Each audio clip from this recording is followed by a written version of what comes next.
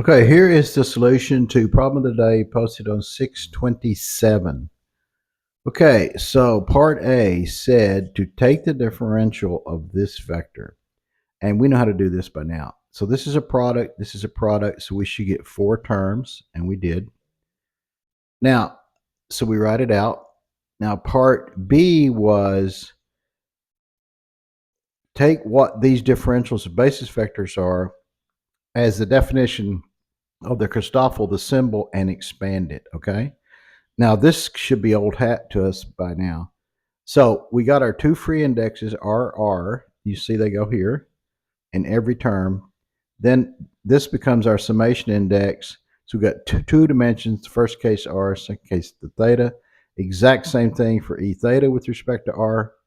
Now, in part C, it said use those you found from the video and put them in to actually put them into this equation, right? So, do we have a RRR? No. Do you have a theta RR?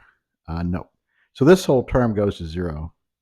Do you have a theta? Do we have a R theta R? No. Do we have a theta theta R? Yes, right here, 1 over R. Right. So this goes to 0. That goes to 1 over R. So this, if we substitute into what we'd written out for the entire differential, we just get this. So this term goes to 0. I just rearranged this to put the basis vector at the end, which is customary. So we're left with this term. This becomes 1 over R. So we're left with this term, and we're left with this term. Okay? Now, part D was to use an actual example of a vector and take the differentials or what's necessary and fill this in. All right? So here's what we had. All right, so this says take the partial of the R component with respect to R. That's obviously just 2. This says that V theta, which is sine the theta, goes over R. We did that. And this says take the differential of the theta component with respect to R, and there's none, it's 0. Okay? Now, we did all this for a reason. Let's go look at this on a graph.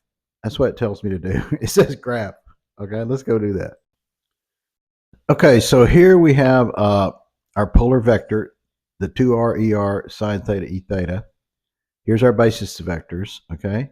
Now, if I just change the radius of the circle, watch what happens to that vector. See how it changes? Changes magnitude. Well, it can't do that. A vector is a vector. The scalar part of that vector, being its direction and magnitude, can't change, okay? That's the whole shtick. So now if we put in the differential, which includes the Christoffel of symbols, which is what we just got through doing, okay, the black vector is the differential. So that is the change in V with respect to R. Now when we go back and change R, look what happens to the differential. Nothing. Its magnitude doesn't change and its direction doesn't change. Okay? So that really is the whole point of doing this, is to show that true. Now, if you want to show what happens to this vector with respect to theta, the problem is I have to create in Desmos a constant vector field.